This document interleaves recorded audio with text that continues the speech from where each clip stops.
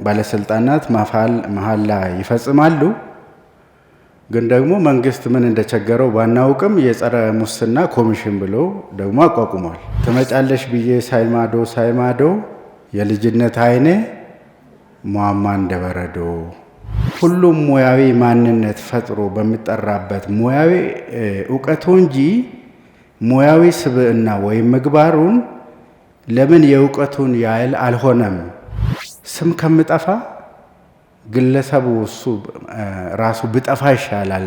እናት አባት ሲመርቁ ምን እያደረጉ ነው? ኃላፊነት እየሰጡ ነው። ከዛስ እንዲሳካለት ምኞትም አለ፣ አብሮም ያን ኃላፊነት መወጣት እንዳለበትም እየነገሩት ነው።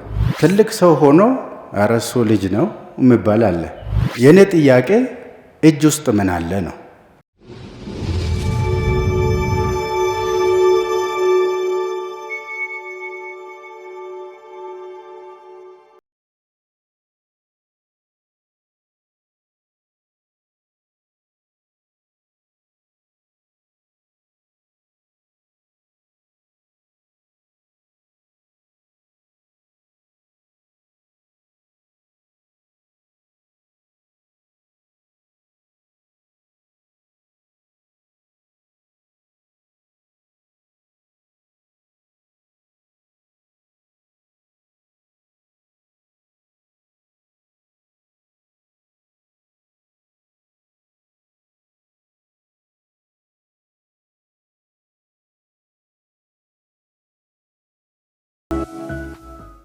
የሚቀጥሉት አቅራቢ ዶክተር ጥላሁን ተይላ ናቸው። ዶክተር ጥላሁን በቋንቋዎች እና ስነ ጽሁፍ የመጀመሪያ ዲግሪ፣ በኢትዮጵያ ስነ ጽሁፍ እና ፎክሎር ሁለተኛ ዲግሪ እንዲሁም በፎክሎር ሶስተኛ ዲግሪ ያላቸው በአሁኑ ወቅት በአዲስ አበባ ዩኒቨርሲቲ የአፋን ኦሮሞ ስነ ጽሁፍ ፎክሎር ትምህርት ክፍል ኃላፊና መምህር በመሆን እየሰሩ ይገኛሉ። እሳቸው ደግሞ የመሐላ ጉልበትን ከስነ ጽሁፍ አንጻር ያመላክቱናል። ዶክተር 20 ደቂቃ አለዎት እርስዎ።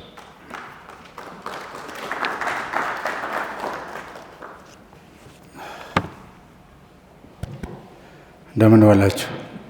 እዚህ ወደ ርዕሱ ውይይቱ ሀሳብ ከመግባቴ በፊት አንድ ቅርታ ጠይቃለሁ። እንደተባለው እኔ መጀመሪያ ያሳስኩት እና የመጨረሻ ተርኒንግ ዲግሪ የፎክሎር ምሩቅ ነኝ። ስለዚህ መሐላን ከፎክሎር አንጻር በሚል ነው ይዤ የመጣሁት። በእርግጥ እስከ ማስተርስ ድረስ ስነ ጽሁፍ ላይ ነው ያተሳተኩር የነበረው። የተነሳው ነገር ያው መሐላ ምንድን ነው የሚል ጥያቄ ነው መጀመሪያ የመጣብኝ። ቀጥሎ የመሐላ ጉልበት ይላል እና ጉልበት ምን ማለት ነው? የጉልበት እና አንድ ላይ ደግሞ የመሐላ ጉልበት ስሉ ምን ማለታቸው ነው የሚል ነገር ነው ራሴ ስጠይቅ የነበረው። እንግዲህ እነዚህን ጥያቄዎች በተወሰነ ደረጃ ለመንካት ሞክራለሁ። የእኔ ምሳሌዎች አንዳንዶቹ ምናልባት ያው ቅድም እንደተባለው ፎክሎር በሁለቱም ቋንቋ አስተምራለሁ። አንዳንድ ምሳሌዎቼ እኔ ከማውቀው ባህል ውስጥ ሊሆኑ ይችላሉ። ይሄ ፎክሎር የምንለው ነገር ትንሽ ለማስታወስ ከመደበኛው የክፍል ትምህርት ውጪ ሰዎች በጋራ ያዳበሩት እውቀትና እውቀቱ የተገኘበት መንገድ፣ ክፍል ውስጥ ገብተን የምናገኘው እውቀት አለ። ከክፍል ውጪ ደግሞ በማደግ በአብሮ አደግ ከማህበረሰብ ጋር አብረን የምናገኘው እውቀት ነው መነሻው ነገር። ስለዚህ በዕለት ተዕለት ህይወት ውስጥ በጓደኛሞች በመተማመን ወይም መተማመንን ለማጽናት ብዙ ጊዜ እስኪ እውነት በል፣ ቅድም እንደተባለው እስኪ እውነት በል ብሎ ይጠይቃሉ። መላሹም እውነት እልሃለሁ እጅህን እንሳኝ ይላል። እቺ ነገር ከህፃንነት ነው የምትጀምረው። በህፃንነት የህፃንነት ጨዋታ ወቅት የልጆች ጨዋታ እስኪ እጅህን ይሉና ውሸት ከሆነ ያ ሰው እጁን አይመታም፣ በፍጥነት አድርጎ ይገለብጠዋል። እንደገና ከመታው እውነት ነው ማለት ነው።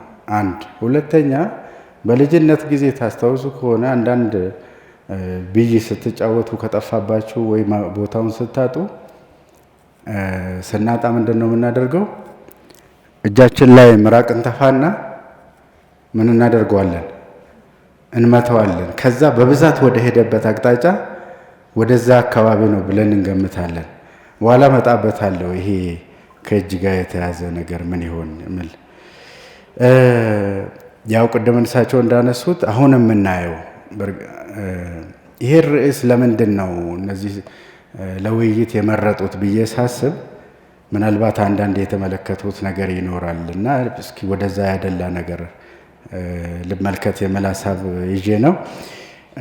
አሁን የምናየው ያው እሳቸው ቅድም እንዳነሳው በዘመናዊ የሕክምና ባለሙያዎች እና ፓርላማ ፊት ባለስልጣናት ቆመው መሐላ ሲፈጽሙ እናያለን።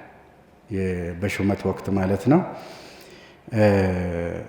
የሚያነሱት ቀኝ እጃቸውን ነው። አይታችሁ ከሆነ እውነት ፍለጋ ሂደትና እምቢ ከተባለ ይሄ መሐላዋን ሁለት አይነት መሐላ እንደሆነች ነው የተመለከትኩት። አንደኛው ከመድረኩ መጀመሪያ የተገለጸው፣ ሁለተኛው ደግሞ እሳቸው ያነሱት ቃል መግባትን የሚገልጽና እውነት ከጠፋች ደግሞ የማውጫ ሌላ መሐላ አለና እሷን በኋላ ነካታለሁ። እነዚህ እንግዲህ እነዚህም በመሐላ መፈጸም ማስፈጸም ወይም የመሐላ ሂደት የሚታዩ መገለጫዎች የሆኑ ናቸው። በፎክሎር ውስጥ እንግዲህ ምንድን ነው በዋነኝነት ዶርሰን እንደሚያስቀምጠው በቃል የሚገለጹ አሉ አገላለጾች እንደ ቃል ግጥም፣ በትረካ አጫጭር ቅርጾች፣ በቀልዶች እንዲህ አይነት ነገሮች አሉ። ሀገረሰባዊ ባህል የምንለው ደግሞ ፎከስተም አለ። ቁሳዊ የሆኑ ነገሮች አሉ። በተለይም ከሽምግልና ጋር በተያያዘ የሚደረገው መሐላ ቁሳዊ ነገሮች ይመጣሉ። ብዙ ጊዜ ጦር ይመጣል፣ ወይ ደግሞ ድንጋይ ይመጣል፣ ወይም ደግሞ ሌላ ነገር ነው የሚመጣውና ቁሳዊው ነገር አለ። እንደገና ደግሞ ድርጊቱን ቅድም እንዳልኩት ድርጊቱን እንዴት እንደሚፈጽሙ ቃላዊም ይሁን አካላዊ ገላጭ ነገሮች አሉ። ስለዚህ 4 ፒላሮች ናቸው ያሉት። ግን በዋነኝነት ይሄ መሐላ የት ውስጥ ነው የሚወድቀው? ፎከስተም የምንለው ይሄ ማህበረሰብ ባህል ብለን የምንለው ውስጥ ነው የሚወድቀው። ይሄ ስንል እንግዲህ በፎክሎር ውስጥ ሁሉ ነገር ፎክሎር ይሆናል ወይ? አይሆንም። የጠራ ዘመን የተሻገረ ከትውልድ ወደ ትውልድ የተላለፈ እና መዛመድ የቻለ እውቀት ነው።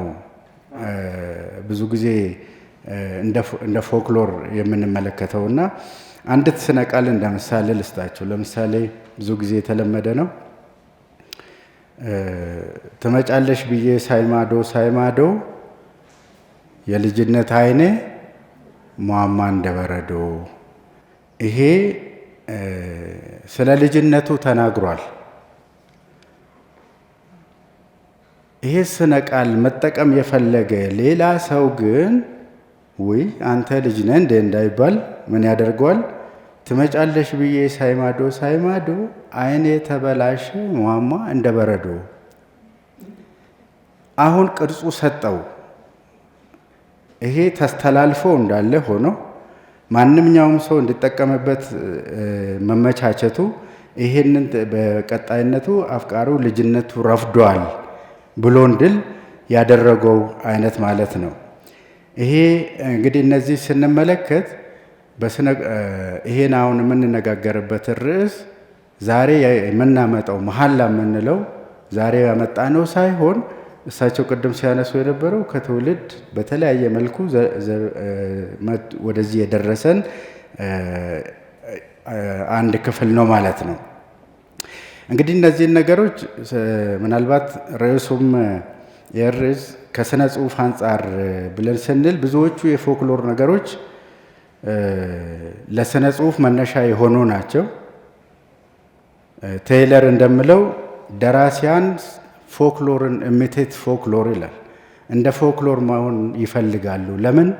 ፎክሎር ዘመን ተሻጋሪ ስለሆነ ዩኒቨርሳል ጭብጦችን ዓለም አቀፋዊ ጭብጦችን ማንም ትውልድ የሚፈልገውም የትም የሚፈልገውን ርዕሰ ጉዳይ ለማግኘት አንዳንድ ጭብጦችን ከዛ ይወስዳሉ፣ አንዳንድ መዋቅሮቻቸውን ከዛ ይወስዳሉ፣ እንደ ማባያም ስልት ደግሞ ከዛ ውስጥ ይወስዳሉ። ስለዚህ እነዚህ ነገሮች ወደ ዘመናዊያኑ ጸሐፊዎች የሀገርን ስነ ጽሁፍ የሚፈጥሩበት አንዱ ስልት እዛ ውስጥ ነው፣ ያንን በመጠቀም ነው ብሎ ነው ምን ያነሳውና እንግዲህ እነዚህን ስንመለከት ዛሬ የተመረጠው መሐላ በስፋት ያሉ ባህላቸውን ፎክሎርን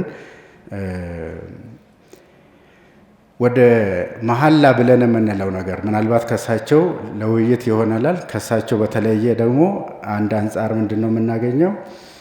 ይሄንን መሐላ ወስደው ልክ ስነ ቃሉን ወስደው ሊትሬቸር እንዳደረጉት ሳይንስ ብለን የምንለው ነገር ዛሬ ሳይንስ የምንለው ነገር ወይ ቴክኖሎጂ የምንለው ነገር ባህላቸው የነበረ ነው። የምዕራባውያን ባህል መጀመሪያ ሳይንስ ያደረጉት፣ ቀጥሎ ቴክኖሎጂ ያደረጉና ለእኛ ሸጡልን። ልክ ስነ ጽሁፍ የምንለው ስነ ቃላቸውን ወሰዱ፣ ወደ ፕሪንት ቀየሩትና ስነ ጽሁፉን እኛም ወሰድ ነው። ይሄንን መሐላ የሚባለውን የነሱን ውስጥ ያለውን እሴት ወሰዱና ፕሮፌሽናል ኤቲክስ ብለው አመጡት። ዛሬ ሙያዊ እንግዲህ አሁን የዚህ ውይይት ርዕስ የሚሆነው እንደውም ከባህላዊ ባለፈ እኛ ፕሮፌሽናል ብለን የምንለው ነገር የቱ ጋ ነው የወደቅነው? እውቀት ነው? ኤቲክሱ ነው ወይስ ምኑ ነው የምትለዋ ነገር ከባህል ውስጥ ከምንናገረው በላይ ወደ ሙያችን ስናመጣ ችግራችን ምኑ ጋ ነው የምትል ነገር ያሳየናለች ብዬ አስባለሁ። ስለዚህ የመሐላን አቅምና ጉልበት ስንመለከት እንግዲህ ይሄ መሐላ ቅድም ያልነው ይሄ ነገር ሁለት ነው ብያቸዋለሁ። ምናልባት እኔ የማውቀውም ቋንቋ ጭምር ገፍቶኝ ሊሆን ይችላል። ይሄ እየተነጋገርንበት ያለው መሐላ ቃል መቀበል ነው ወይም ደግሞ ኃላፊነት መውሰድ ነው። ያንን ኃላፊነት ከወሰዱ በኋላ ደግሞ ቦታ የሚፈለገው ቦታ ማድረስ ነው። ሌላኛው ደግሞ ቅድም እንዳልኩት የሽምግልናው ነው። ይህን ስንመለከት ምናልባት ሰፋ ባለ መልኩ በሌሎች ማህበረሰብ ዘንድ ብሔረሰቦች ዘንድ ምን ይመስላል? ለምሳሌ ይሄ የመጨረሻው ከካ ይባላል። ለምሳሌ በኦሮምኛ ከኩ ከካ፣ በወላይተኛ ጫቆ፣ በከፋ ወጎ፣ በጉራግኛ ተዬ፣ በአኝዋ ጎግ፣ በኑዌር ላም። እነዚህ ሁሉ መሐላዎች ናቸው። ምን ያህል አድማስ አለው? እስቲ በእኛ ሀገር ስኮፕ ውስጥ ምን ያህል አድማስ አለው? የምንነጋገርበት ነገር ውስንነት ባለው ደረጃ ነው ወይስ ሰፋ ያለ ነው በሚል ይህንን ነገር በቃል ደረጃ እነዚህን ነገሮች ለማየት ሞክሬያለሁ።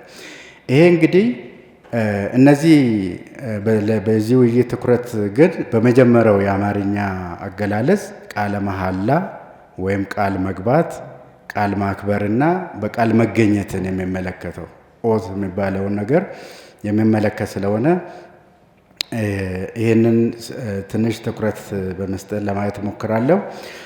እንግዲህ ለምናልባትም ሰው ለምን በቃሉ አይገኝም? መሐላ ወይም ቃል ኪዳን ለምን ቦታውን አጣ? ወይም ሁሉም ሙያዊ ማንነት ፈጥሮ በሚጠራበት ሙያዊ እውቀቱ እንጂ ሙያዊ ስብዕና ወይም ምግባሩን ለምን የእውቀቱን ያህል አልሆነም?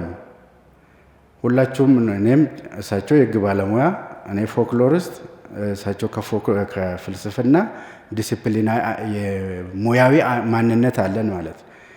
ይሄ ሙያዊ ማንነት ደግሞ የእውቀቱ ብቻ ሳይሆን የትግበራውን ጭምር ይሆናል ማለት ነው። ምናልባትም ይሄ ውይይት ለምን ቃሉን ያ ቃል የተባለውን ያህል አልሆንም የሚል እሳቤ የያዘ መስሎ ስለታየን ይህንን ብናተኩርበት በሚል ያነሳሁት ነው። እንግዲህ ይህን ስንመለከት ቅድም እንዳልኩት በፓርላማም እንደምናየው ባለስልጣናት መሐላ ይፈጽማሉ። ግን ደግሞ መንግስት ምን እንደቸገረው ባናውቅም የጸረ ሙስና ኮሚሽን ብሎ ደግሞ አቋቁሟል። መሐላ ካስገባ ለምን የጸረ ኮሚሽኑ መቋቋም አስፈለገ?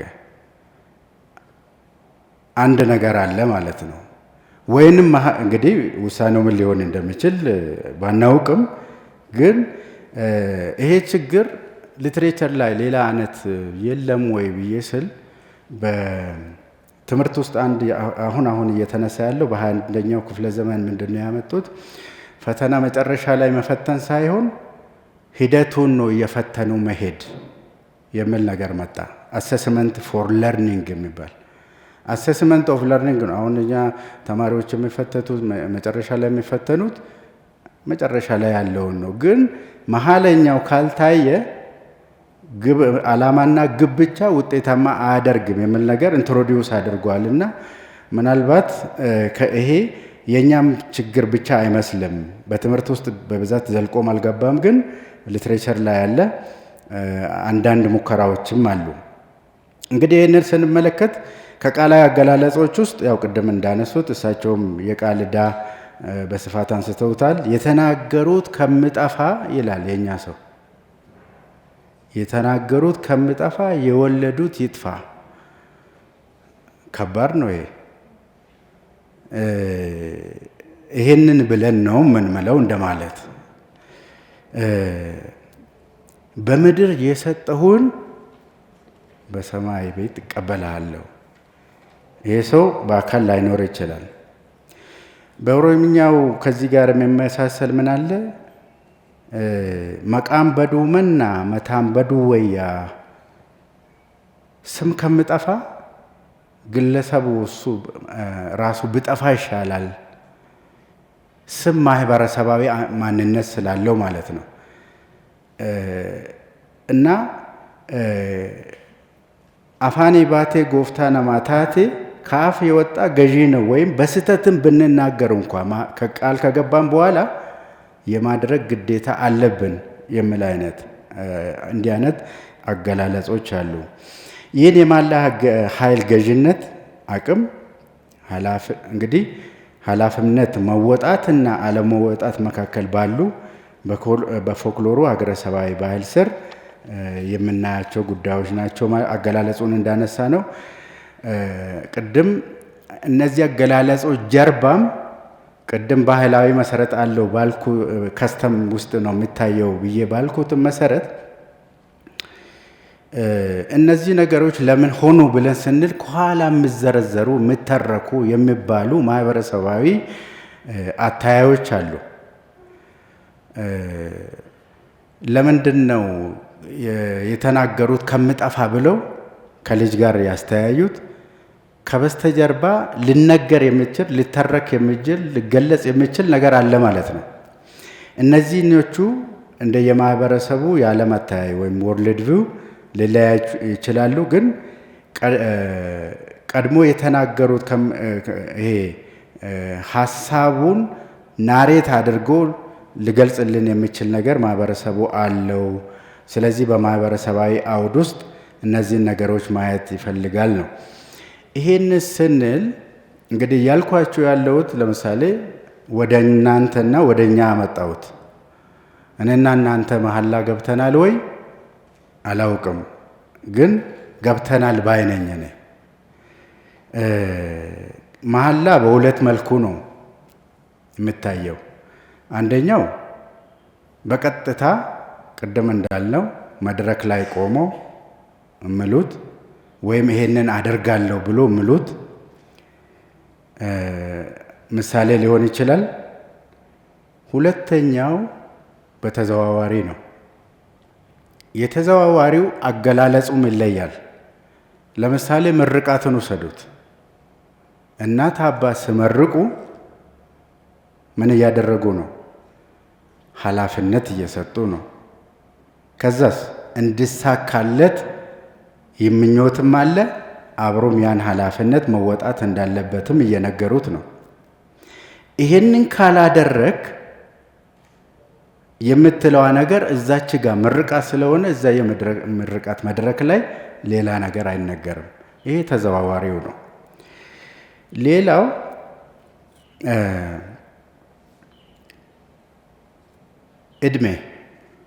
እድሜ ኃላፊነት ይሰጣል። ትልቅ ሰው ሆኖ ኧረ እሱ ልጅ ነው የሚባል አለ። ልጅ ሆኖ ደግሞ የሚገባውን ኃላፊነት የሚወጣ አለ። ለምሳሌ ትንሽ እንደው ምናልባት ብዙ ምን ልጨምር ብዬ ሳስብ ከማውቀው ውስጥ እንደ ምሳሌ ላንሳ ብዬ ያው በኦሮሞ ባህል ውስጥ ገዳም ታውቃላችሁ። ገዳ እርከን አለው በየእንትኑ። አንዱ የሚሰጠው አንድ ወንድ ልጅ በነበረው በእድሜ እርከን በነበረበት ምናልባትም ውስን በሆነ ቦታ አሁን በቀረበት ከ32 እስከ 40 ዓመት ባለው ጊዜ ውስጥ ወንድ ልጅ ማግባት አለበት። በዛ እድሜ ውስጥ ያንን ካላደረገ ለማግባት ደግሞ ኢኮኖሚ ሊኖረው ይገባል። ይህንን ካላደረገ የሱ ጣጣ በሱ ብቻ አያበቃም። ልጁ ከገዳው ሳይክል ይወጣል። የዛሬ 40 ዓመት ከ32 እስከ 40 ባለው ጊዜ ውስጥ ልጅ ካገኘ የሱም ልጅ ሳይክል ውስጥ ትልቁን የስልጣን እርከን ቦታ ላይ መወዳደር አቅሙ አለው። ካልሆነ የለውም። ይሄ ሰው ኃላፊነቱን ባለመወጣቱ ግን እሱ ብቻ አይደለም ልጁንም ጭምር ከሳይክሉ አስወጥቶታል። ተቋማዊ የሆነው ነገር ገፍቷል። ከዛ ባለፈም ደግሞ ልጁ ሳይሆን ሊሆን የሚችለው ነገር የልጅ ልጁ ሊሆን ይችላል። ልጁ በቦታው ከመለሰው ያንን እርከን ሊያገኝ የሚችል ይሄን ኃላፊነት ማን ሰጠው? አንድም እድሜው፣ ሁለትም ማህበረሰባዊ ተቋሙ። ይሄ መሐላና ኃላፊነት ከምን የተገኘ ነው? ቅድም እንዳልነው በቀጥታ የምሰጠው ሳይሆን በተዘዋዋሪ ማህበረሰቡ ለዛ ሰው የሰጠው እርከን እንደማለት ነው።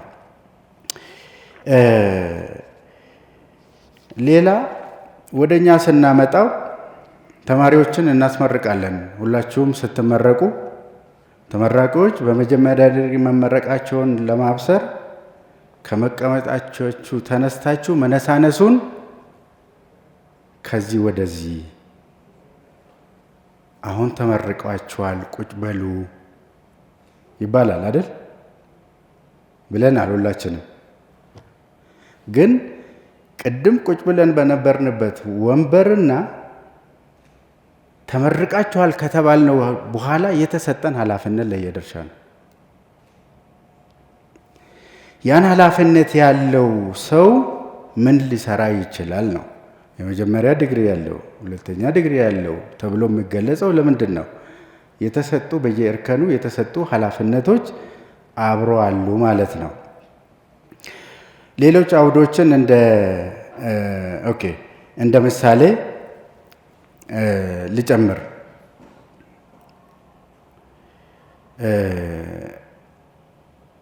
ቅድም እንዳልኩት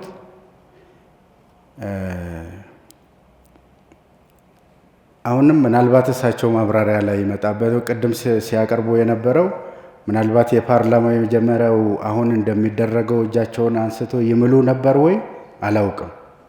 አሁን ግን እንደሱ ነው የምንመለከተው። ግን ጥያቄዎች አሉኝ እኔም ለእናንተ ማጋራት የሚፈልግ በፎክሎሩ የመሐላን ኃይል ለማሳየት በማህበራዊ አውድ ውስጥ አሁናዊ ትርጓሜውን ማየት፣ ቀጥሎም ከማህበረሰቡ ተቋማት ጋር ማየት ዲስፕሊኑም ነው የሚያየው። አሁን ያለውን ያህል ከዛ ሰፋ ያለው ማህበረሰባዊ ተቋም ውስጥ ያህል ከዛ በኋላ ትርጓሜውን ከነሱ ይወስድና የራሱን ደግሞ ይጨመርበታል ማለት ነው። በዚህ መልክ ስንመለከት በፓርላማም ይሁን ወይም በጤና ባለሙያዎች የኔ ጥያቄ እጅ ውስጥ ምን አለ ነው።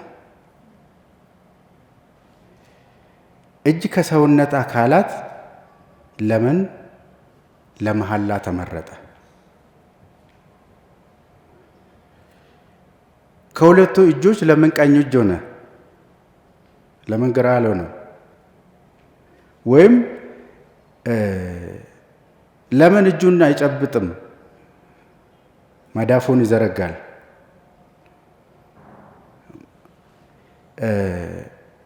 መዳፉን ደግሞ መዳፍህን ዘርግቶ ወደ ራሱ አላደረገም። ወዴት ያደርገዋል? ወደ ላይ ምን አለ?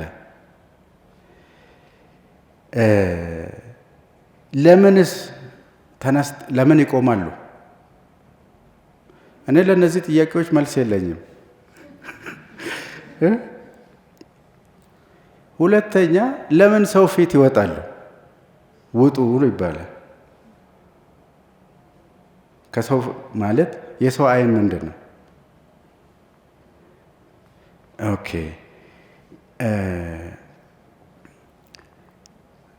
እነዚህን ነገሮች እንግዲህ ማየት ይፈልጋል።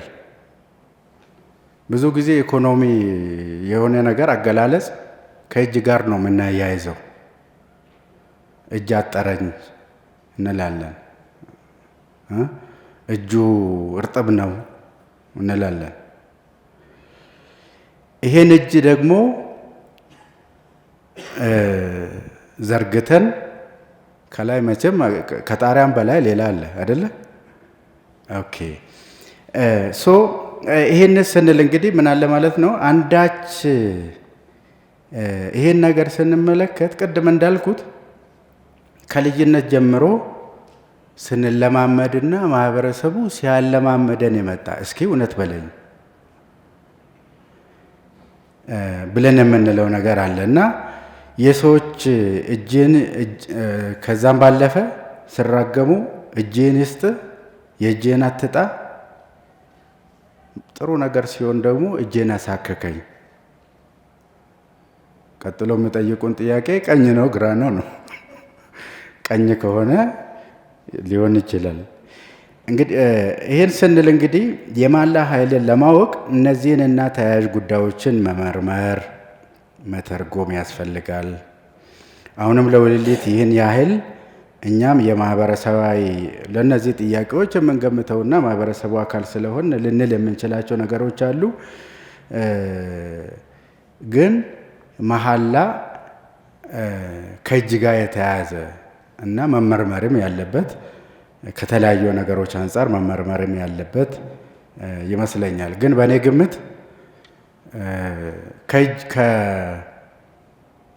ብዙ ጊዜ ሰዎች ደስ ስላቸው እና ፈጣሪ ማመስገን ሲፈልጉ አንተ ጋር ስለማልደርስ ብሎ መሬት ይስማሉ። አይታችሁ ታውቃላችሁ? ከእግር ቀድሞ መሬት የረገጠው እጅ ነው አይደለም? ዳዴ ሳትሉ የቆማችኋላችሁ። እንግዲህ አሁን ምን ሊሆን ይችላል? ብዙ ልንል እንችላለን። ይህንን ካልኩኝ አሁንም ተጨማሪ አንድ ነገር ላንሳ። ሁላችሁ ምናልባት የማነሳው ስለ አለንጋ ነው። አለንጋ ይሄ በተለይ አባገዳዎች የሚይዟት አለንጋ 5 አይነት አለንጋዎች አሉት። ከዛ ውስጥ አንዷን ነው የማነሳው። ባህሪዋን ስንመለከት አለንጋዋ አንዱ ስልጣኑን ጨርሶ ለሚቀጥለው ሲያስተላልፍ ወደ ቦረና አካባቢ ላባ ናት የምትሰጠው። ያቺ ላባ የጉቺ ነው የምትባለው፣ የሰጎን ላባ ናት። ለምን ሰጎን ሆነች? የራሱ ነገር አለው። ከዛ መካከለኛውና ሌላ ቦታ እነሱም ዘንድ ስታየው ደግሞ አለንጋ ከእጃቸው አያጡም። አለንጋን መሬት አያስቀምጡም። ካስቀመጡም አስበውበት ነው የሚያስቀምጡት። ያቺ አለንጋ ምን አይነት እንትን አላት? 5 ክፍል ነው፣ 5 አካል ነው ያላት። 2 ከጫፍ በዚህ በኩል 2 አሉ፣ ከፊት ለፊት 2 አሉ። መሀለኛው ላይ ደግሞ የሚያዘው ክፍል አለው። መልካቸው በአብዛኛው ወደ ጠቆር ያለ መልክ ያደላ ነው። ምክንያቱም ተላልፎ ከብዙ አባቶች ተላልፎ የመጣ ስለሆነ የረዥም ጊዜ ማሳያ ነው። በራሳቸው ትርጓሜ ነው እኔ የምሰጣችሁ ይህን ሀሳብ ተመራርቀው ቢቀበሉ ተቀባዩ ያቺ አለንጋ የእውነት መመስከሪያ ናት። ይሄ ገንዘብ ያለው ይሁን ገንዘብ የሌለውም ይሁን እውነት የፈልጎ የመጣ ሰው የእሱ ማፈላለጊያ ናት። ከዛም ባለፈ እነዚህ አለንጋዋ የሰው ተምሳሌት ናት። ሰው እውነት አለኝ ብሎ ለምለው ሰው ሁሉ የምታገለግል እንደማለት ነው። የሰው ተምሳሌት ማለት ሰው 5 አካል አለው ነው የሚባለው ምሉት። አንደኛው አካል 2 እጆች የአለንጋዋ የፊት ያሉት ማለት ነው። ሁለተኛው 2 እግሮች እና ሶስተኛው ደግሞ ከጭንቅላት ጀምሮ እስከታች ያለው ነገር ናት። እነዚህን በዚህ አለንጋ ስለ ሕይወት ስለ እውነት ለመናገር ኃላፊነቱን ይወስዳል። ያንን ካላደረገ በ4ኛው ዓመት ግምገማ ሲደረግ እሱ ተነስቶ ሌላኛው ከሱ አካል ጋር ያለው ሰው አብሮ ሊመጣ ይችላል ወይም ቦታውን ሊይዝ ይችላል። ብዙ ጊዜ አሁን ስለማይታይ ነው እንጂ ያ ባህሪ ያለው እንግዲህ ይህችን አለንጋ የያዘ ሰው ከእውነት ውጭ ብናገር በአጋማሹ የአገልግሎት ዘመን ቅድም እንዳልነው ሌላ ቦታውን ሊወስድ ይችላል፣ እውነቱን ሊሰራበት ይችላል እንደማለት ነው። ስለዚህ ይህን ስንል እንግዲህ አንድ ላይ ሰብሰብ ለማድረግ መሐላ የማህበራዊ እሴቶችን ማስጠበቂያ ማህበራዊ ተቋም ነው። እሴቶች አሉ፣ የተገነቡ እሴቶች አሉ። የዕለት እሴት አይደሉም፣ ትውልድ የገነባው እሴት ነው። እነዚህን እሴቶች ከሚያስጠብቅባቸው ተቋማ ወይም ስርዓት እሳቸው እንዳሉት መሐላ አንዱ ነው። መሐላ መቀበል በከበራ መልክ ሊሆን ይችላል። ቅድም እንዳልነው በአደባባይ ሰፋ ባለ ስመት እንደሚባለው አይነት ሊሆን ይችላል። ካለ ከበራም ደግሞ እንዲሁ የምናገኘው ከእድሜ ጋር የተያያዘ ከትምህርት ደረጃ ጋር የተያያዘም ያልናቸው ነገሮች አሉ። በእኔ ግምት መሐላ መቀበል ወይም ኃላፊነትን መቀበል አለ። ለምሳሌ ዘመናዊ ትምህርት ሙያዊ እውቀቱ አለ፣ ግን እሴቱ ወይም ኢሰንስ ብለን የምንለው ነገርና ጋር ሳይሆን በተለምዷዊ ተግባር ሙያዊ ስነ ምግባር ተላብሶ አለመገኘት ክፍተት አለ ወይም የማስፈጸሚያ ኃይሉ ሳስቷል። አሁን የመሐላ ኃይል ነው ያሉት ርዕሱ። እኔ ሳስቶ ለውይይቱም ያበቃ ነገር ስለ ሳሳ ሊሆን ይችላል። ሌላው ምናልባት እንግዲህ ብዙ እውቀትን ብዙዎቻችን በእውቀት እንደዳበር ነው ሁሉ የባህሪ ለውጥ ግን ብዙም የለንም። ወይም ደግሞ ስነ ምግባራዊ የሆኑ ሙያዊ የሆኑ ነገሮችም ብዙም የለንም። እንደውም አንድ ጊዜ የሐኪሞች ጥያቄ ጊዜ አንደኛው እኔ ለዚህ መሐላ አልገዛም ብሎ ሶሻል ሚዲያ ላይ ሲናገር ምናልባት የህግ ሰዎቹ የበለጠ ባለሙያዎቹ ሊደነግጡ ይችሉ ይሆናል። እኔን ግን አስደንግጦኛል። ምክንያቱም በእጁ ብዙ ነገር አለ። ያንን መሐላ ቢተው ምን ሊሆን እንደሚችል ስናስበው ስለዚህ ያንን ገዢ የሚያደርገው ነገር ያለበት ነው። ሌላው ለወደፊቱ ምናልባትም የኛ አባባል የትን ፍጩ ዱቄቱን አምጪው ብቻ ሳይሆን ዱቄቱ የት ተፈጨ፣ እንዴት ተፈጨ፣ በምን አይነት ወፍጮ ተፈጨ ብለን ካልጠየቅን በስተቀር የካበተ በአንድ ሌሊት ብዙ ሀብታም የሚሆኑ ሰዎች ሊኖሩ ይችላሉ። ያርግላቸው የእጃቸው ከሆነ። ግን የትም ፍጩ ዱቄቱን አምጩ ከሆነ ግን አሁንም ተመሳሳይ ውድድሮችን መጋበዝ ሊሆን ይችላል የሚል ስጋት አለኝ። አመሰግናለሁ።